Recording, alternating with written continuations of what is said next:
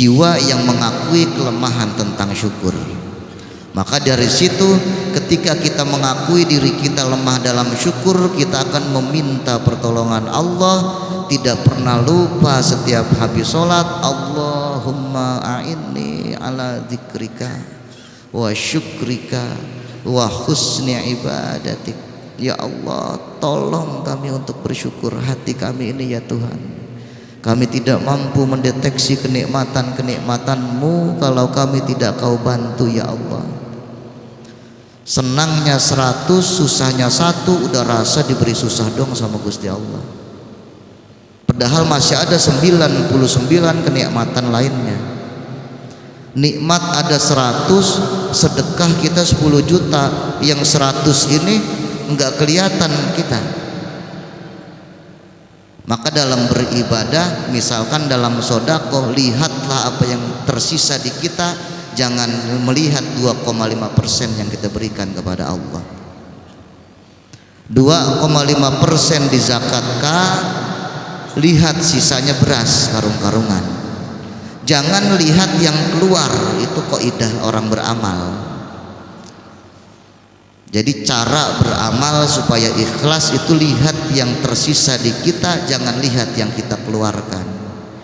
Kalau melihat yang dikeluarkan rasanya gede nanti. Tapi kalau melihat anugerah yang tersisa di kita oleh Allah disisakan, rasanya kecil.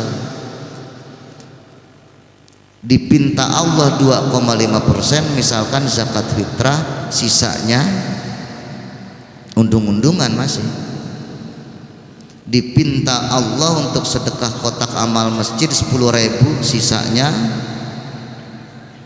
Ketika begini kita masih terus merasa kalah dengan Allah. Al-fakir ilallah, miskin kita di hadapan Allah kalau gini.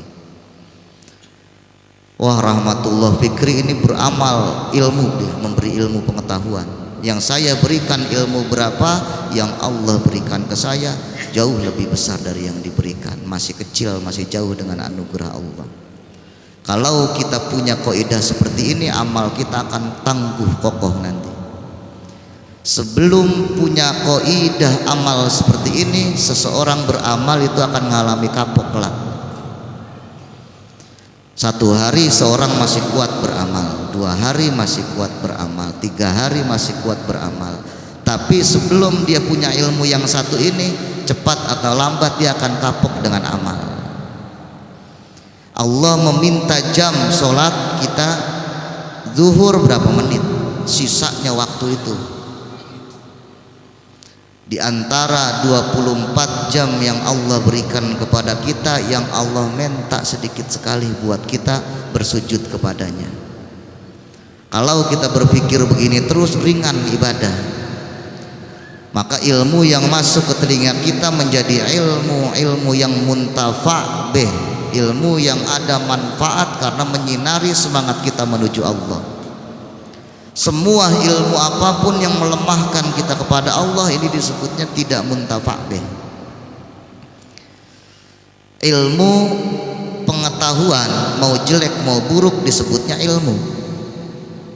Tapi ilmu yang muntafa' bih adalah ilmu yang menambah cintamu kepada Allah, ilmu yang menambah semangatmu kepada Allah. Masuk ilmu pengetahuan ke dalam telinga, membenam kemudian di akal kita. Kalau ilmu tersebut adalah ilmu yang muntafa' bih, terbenam di akal tadi akan nyinari akalnya. Kalau akalnya tersinari ilmu yang manfaat tadi, dari akal tadi belum berhenti di situ, akan turun ke kolbu, hati. Dari akal tidak langsung melewati hati, tidak. Masih dari akal ilmu yang manfaat tadi akan ditransfer lagi ke kolbu, diproses lagi di hati. Karena ilmunya bercahaya, diproses ke hati, di hati menjadi cahaya. Ketika hatinya bercahaya, maka dalam hati tersebut akan terproses al-iman, akan terproses keyakinan, akan terproses lagi tujuan-tujuan baik dalam hatinya, tersusun tujuan-tujuan bagus dalam hatinya. Ya Allah, kalau seandainya saya dianugerahi rizki, saya akan bersedekah. Masih miskin, hatinya sudah bagus cita-citanya. Apa? Karena hatinya terang, dicahayai oleh ilmu yang manfaat tadi. Terang, ya Allah, seandainya saya diberi anugerah rizki yang banyak, saya akan bersedekah, saya akan berwakaf, saya akan berinfak. Ada ribuan catatan-catatan tujuan kebaikan dalam hatinya, padahal masih miskin, belum dikaruniai apa-apa oleh Allah, padahal masih fakir, padahal masih miskin, tapi ada tujuan-tujuan baik sudah tercipta dalam hatinya. Ini berawal dari mendengarkan ilmu yang manfaat. Telinga dibuat mendengarkan ilmu yang manfaat tadi.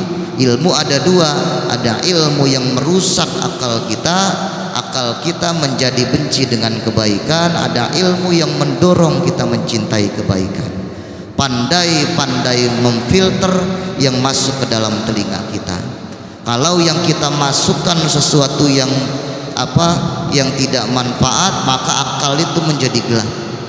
Setelah akal itu menjadi gelap, diproses lagi turun ke hati, hatinya menjadi jelek.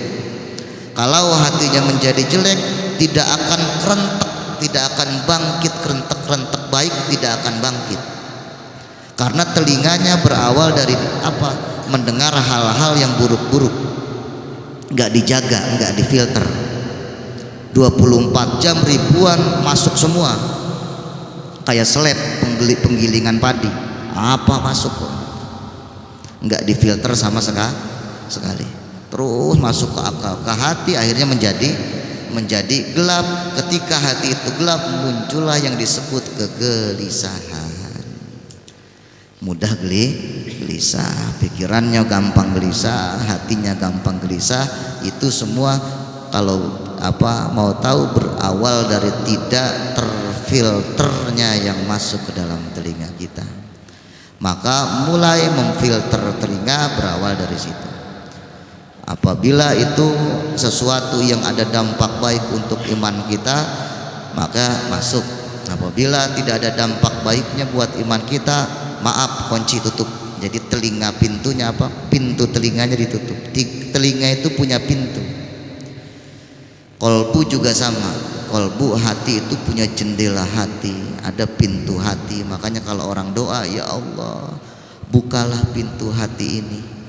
Berarti kalau kita gambarkan, berarti hati punya pintu. Depan pintu ada penjaga yang jaga ilmu. Ilmu itu nanti berfungsi untuk memfilter, ibarat tentara. Apabila informasinya bagus, masuk, silakan. 24 jam ini filter terus, menghadap lagi informasi jelek, maaf, tidak bisa. Ini ilmu ibarat tentara. Ilmu itu dia berjaga-jaga terus di pintu hati. Maka kalau orang-orang alim, orang-orang yang sudah basirohnya tajam, mata batinnya tajam, itu enggak akan diizinkan masuk ke dalam hatinya yang bisa mencidrai keimanannya. Ini bagian daripada riyadhah tiraka.